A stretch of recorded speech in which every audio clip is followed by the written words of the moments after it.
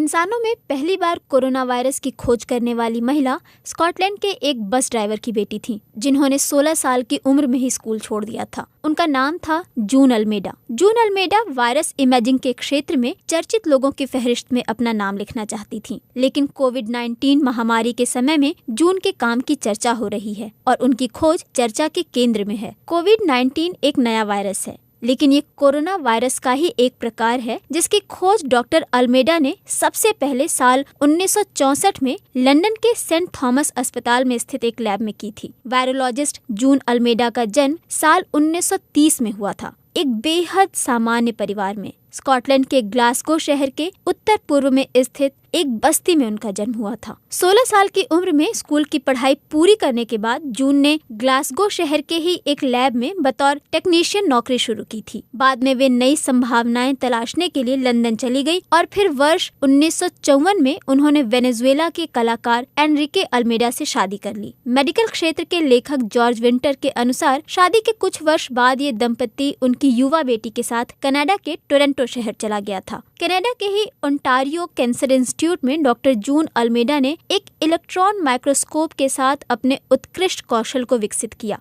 इस संस्थान में काम करते हुए उन्होंने एक ऐसी विधि पर महारत हासिल कर ली थी जिसकी मदद से वायरस की कल्पना करना बेहद आसान हो गया था। लेखक जॉर्ज विंटर ने बीबीसी को बताया कि यूके ने डॉक्टर जून अल्मेडा के काम की अहमियत को समझा और साल 1964 में उनके सामने लंदन के सेंट थॉमस मेडिकल स्कूल में काम करने का प्रस्ताव रखा। ये वही अस्पताल है जहां कोविड-19 से संक्रमित होने के बाद ब्रिटेन के प्रधानमंत्री बोरिस जॉनसन का इलाज हुआ। कनाडा से लौटने के बाद डॉक्टर अल्मेडा ने डॉक्टर डेविड टायरेल के साथ रिसर्च का काम शुरू किया, जो उन दिनों यूके के सेलिसबरी क्षेत्र में सामान्य सर्दी जुकाम पर शोध कर रहे थे। जॉर्ज विंटर ने बताया कि डॉक्टर टायरेल ने जुकाम के दौरान नाक से बहने वाले तरल के कई नमूने एकत्र किए थे और उनकी टीम को लगभग सभी नमूनों में सामान्य सर्दी जुकाम के दौरान पाए जाने वाले वायरस दिखे थे। लेकिन इनमें से एक नमूना, जिसे B814 नाम दिया गया था और उसे साल 1960 में एक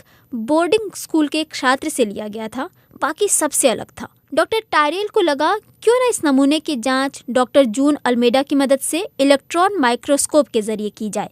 ये सैंपल जांच के लिए डॉक्टर अल्मेडा के पास भेजा गया, जिन्होंने परीक्षण के बाद बताया कि ये वायरस इन्फ्लुएंजा की तरह तो दिखता है, पर ये वो है नहीं, बल्कि उससे कुछ अलग है। और यही वो वायरस है जिसकी पहचान बाद में डॉक्टर जून अल्मेडा ने कोरोना वायरस के तौर पर की।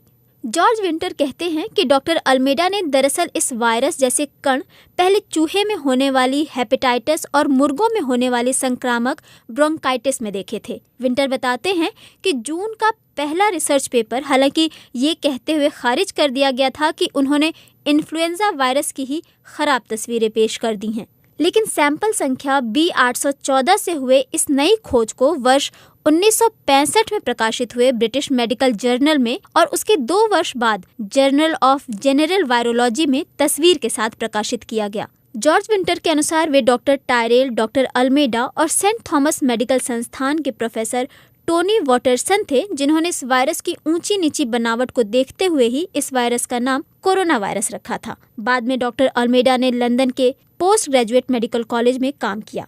वहीं से उन्होंने अपने डॉक्टरेट की पढ़ाई भी पूरी की। अपने करियर के अंतिम दिनों में डॉक्टर जून अल्मेडा वेलकॉम इंस्टीट्यूट में थी, जहां उन्होंने इमेजिंग के जरिए कई वायरसों की पहचान की और उनके पेटेंट अपने नाम करवाए। वेलकॉम इंस्टीट्यूट से रिटायर होने के बाद डॉक्टर अल्मेडा एक योगा टीचर बन गई थी, लेकिन 1980 के दशक में उन्हें संरक्षक के तौर पर HIV वायरस की नोवल तस्वीरें लेने के लिए बुलाया गया था। साल 2007 में जून अल्मेडा का देहांत हुआ।